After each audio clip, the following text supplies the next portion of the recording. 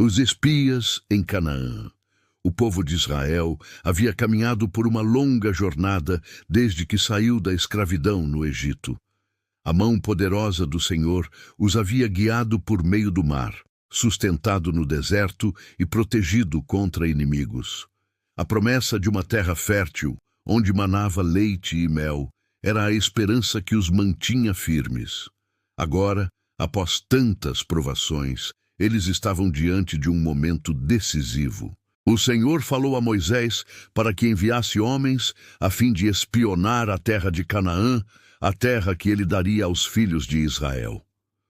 Um homem de cada tribo deveria ser escolhido, todos príncipes e líderes entre o povo, para testemunhar com seus próprios olhos o que Deus havia prometido. Moisés obedeceu e separou 12 homens, cada um representando uma das 12 tribos. Entre eles estavam Josué, da tribo de Efraim, e Calebe, da tribo de Judá.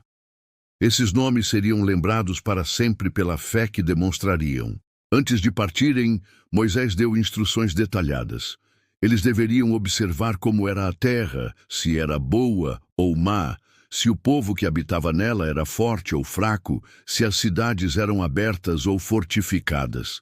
Deveriam também trazer amostras dos frutos, para que todo Israel pudesse contemplar a abundância da terra prometida. Os espias partiram, atravessando o deserto e subindo até a região montanhosa. Por 40 dias caminharam, observando cada detalhe, examinando o povo, as cidades e os campos. Viram gigantes descendentes de Enaque, guerreiros de grande estatura e cidades com muros elevados.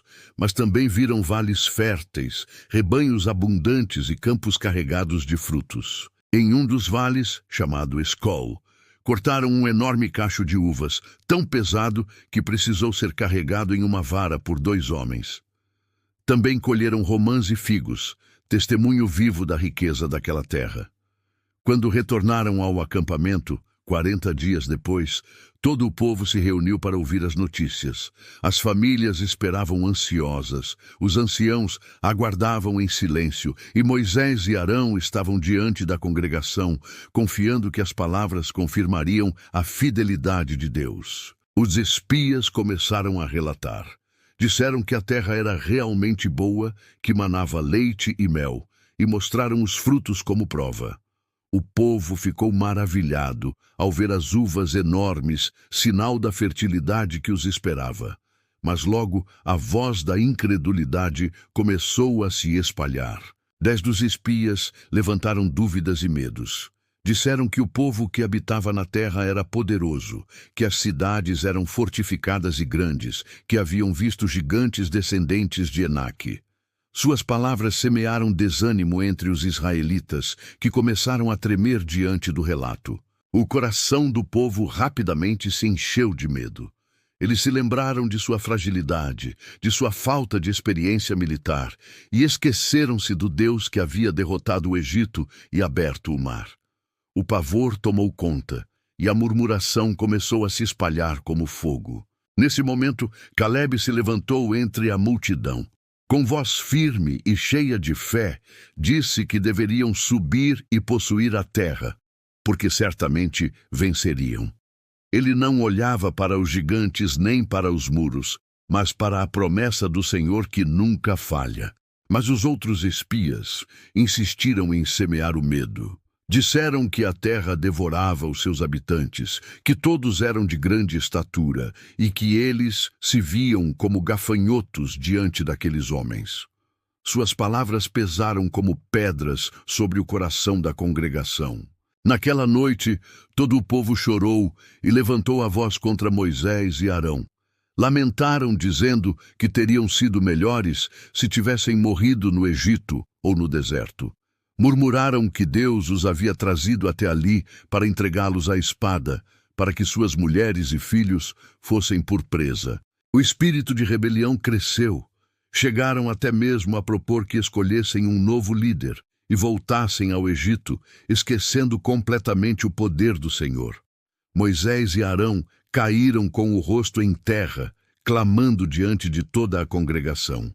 Então Josué e Calebe rasgaram suas vestes e suplicaram ao povo que não se rebelasse contra o Senhor. Disseram que a terra era muito boa e que, se o Senhor se agradasse deles, os faria entrar nela. Relembraram que Deus estava com Israel e que os inimigos seriam como pão diante deles. Mesmo assim, a multidão não quis ouvir. Ao contrário, decidiram apedrejar Josué e Calebe. Mas a glória do Senhor apareceu na tenda da congregação, interrompendo a rebelião e trazendo temor sobre todos. O Senhor falou a Moisés, revelando sua indignação com o povo. Disse que já haviam visto muitos sinais e ainda assim não criam. Estava pronto para destruí-los e fazer de Moisés uma nação maior e mais forte. Moisés intercedeu com humildade. Pediu que o Senhor perdoasse o povo, lembrando que sua fama se estendia por todas as nações.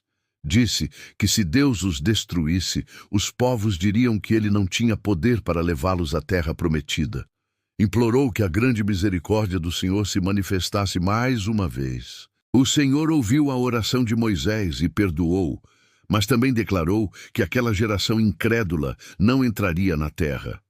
Todos os homens que haviam visto sinais no Egito e no deserto e ainda assim murmuraram, morreriam ali. Apenas Josué e Calebe veriam a promessa, porque neles havia um espírito diferente, e confiaram no Senhor de todo o coração. O povo chorou amargamente ao ouvir essa sentença, mas o juízo de Deus estava determinado. Durante 40 anos, o mesmo tempo em que os espias haviam sondado a terra, Israel peregrinaria pelo deserto até que toda aquela geração fosse consumida. Ainda assim, alguns, movidos por remorso, tentaram subir para lutar contra os cananeus. Mas Moisés os advertiu de que o Senhor não estava com eles. Eles não ouviram e foram derrotados, provando que sem a presença de Deus não há vitória. Essa história tornou-se um dos maiores marcos da jornada no deserto. Revelou como a incredulidade pode roubar a promessa, como o medo pode apagar a esperança e como a fé é essencial para ver a mão do Senhor em ação. Josué e Calebe permaneceram como testemunhos vivos de coragem e confiança. Eles mostraram que a diferença não estava na força do inimigo, mas na fidelidade de Deus. Enquanto os outros viram gigantes, eles viram a oportunidade de experimentar mais uma vitória do Senhor. A lição das murmurações e da incredulidade diante de Canaã ecoa ao longo dos séculos. Muitas vezes, diante de desafios, o coração humano olha apenas para as dificuldades, esquecendo-se de quem é o Deus que caminha ao lado. A terra de Canaã representava não apenas um território, mas o cumprimento de uma promessa feita a Abraão, Isaque e Jacó.